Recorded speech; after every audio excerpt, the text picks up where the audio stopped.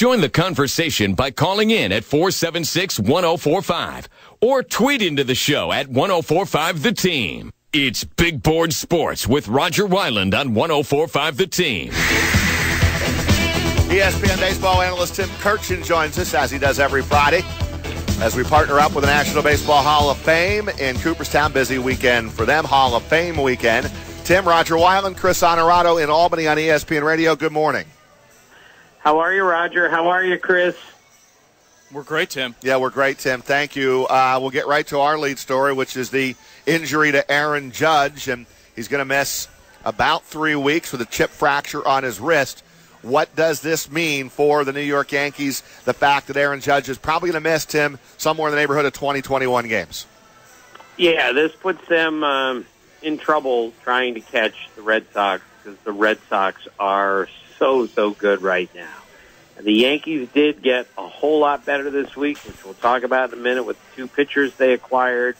But you can't replace Aaron Judge. He's that good of a player for them, and I'm not sure what they're going to do as far as going out and getting somebody else. I mean, will they go get Curtis Granderson to fill in for 20 games, get him from Toronto? Will they make a deal for someone even, more, bigger or better than that? I'm not sure they're going to do that. They've just traded away 5 players to get some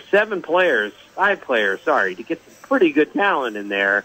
And I'm not sure they're in a position to do a whole lot more than what they've done. So I think they're going to try to ride it out without Aaron Judge and see where they are after 25 games or so, but they're going to miss him badly. No question, but it's not like, Tim, he is, done for the season. So I agree with you. I don't think they should make any drastic moves here. You're going to get him back certainly by September. And there was no guarantee, even with Aaron Judge in the lineup right now, that you're going to catch the Red Sox. Yes, absolutely. And, the Yankees just traded Brandon Drury to get Jay Happ, as well as Billy McKinney, in part because they have too many guys on their team who are used to playing all the time. And let's say you were going to overspend to get an outfielder for 25 games, and then you realize we don't have any place for him once Judge comes back, because you're right. Judge will come back. I'm sure he'll be a really good hitter when he does come back. So I would not go out and overpay for a 20-25 game fix. Tim, I know Aaron Boone expressed his excitement yesterday after the Jay Happ deal was made official, and I can only assume that a large part of that excitement has to do with Happ's success in his career against the Red Sox. 2 starts this year, an 0.84 ERA. Against Boston. What do you make of the Jay Happ deal, and should Yankees fans be excited about it? Does he do enough to add to that rotation to make it all that much stronger? Yes, he makes their rotation a whole lot better. Now, is he good enough to go to Houston in the postseason, go up against Justin Verlander or Garrett Cole in game 1 or 2? Maybe not, but is he going to help them now? Absolutely. Did they give up some pieces? Get him? Absolutely. But this is all about catching the Red Sox. This is all about potentially playing the Red Sox in October.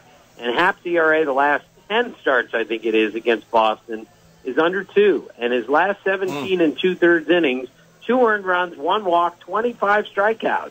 So if you have somebody that is not afraid of the competition, has pitched this time of year, and has great numbers against the Red Sox, I think you have to look into it. And this is all about not just beating the Red Sox, beating the Astros, but keeping players away from them at the trade deadline. And that's precisely what the Yankees have done with Jay Happ and with Zach Britton.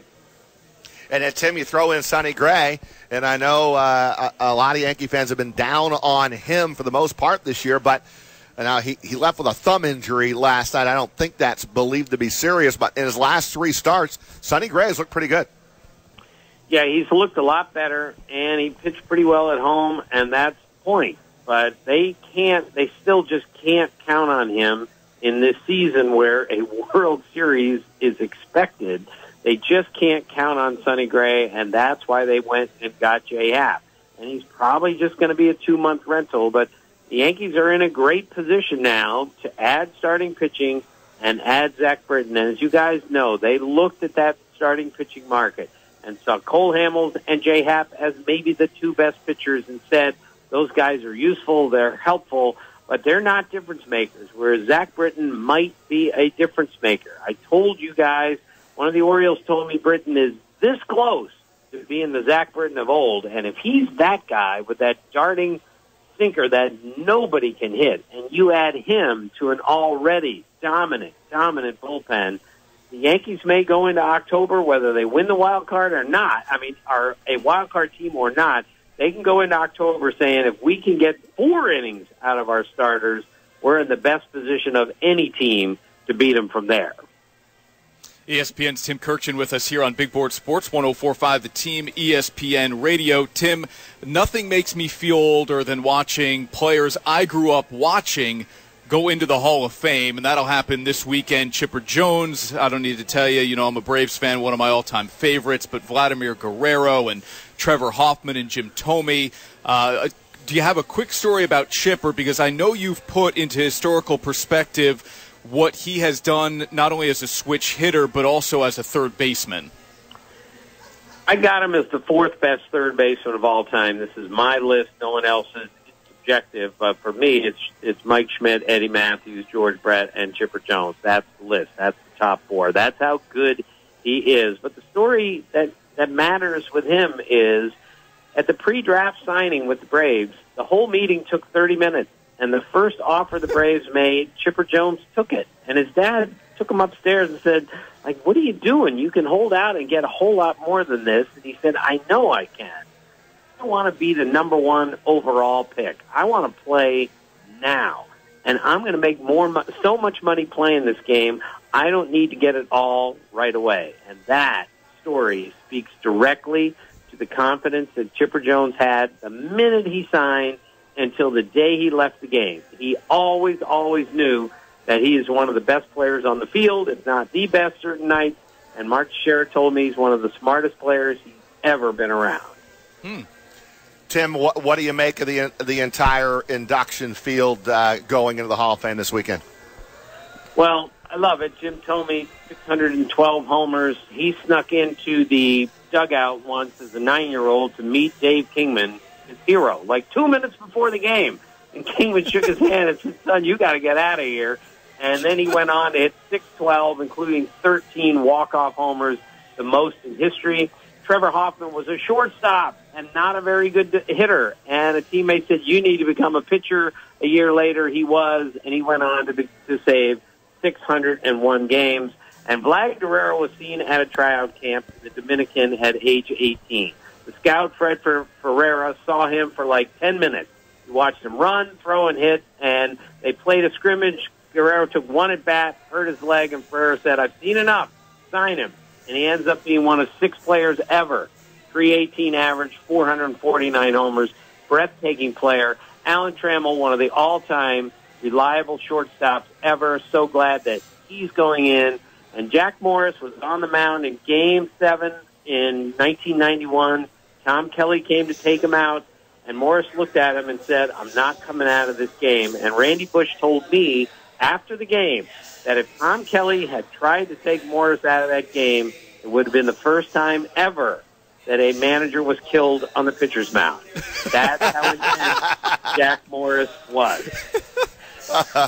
I believe that, just watching him pitch during his career. Hey, Tim, one more, I'll let you go. What kind of fit will Nathan Eovaldi be in Boston with the Red Sox? I guess we'll find out this weekend when he makes his debut. Yeah, he's a really good pickup for them because he's a good pitcher, but mostly because he throws really hard. And in today's day and age, starting pitchers with velocity who can get the ball up in the strike zone, above the barrel of the launch angle hitters we got, that's why Nathan Eovaldi is going to be really helpful to the Red Sox because of how hard he throws. And he's been around long enough to know what he's doing out there. So that was a great move by the Red Sox. And another reason why they're going to be, perhaps, team to beat going into October. Tim Kurkjian every Friday morning here on Big Board Sports on 104.5, the Team ESPN Radio. Tim, thank you for a few minutes. Have a great weekend. Okay, guys. See ya. Thanks, Tim.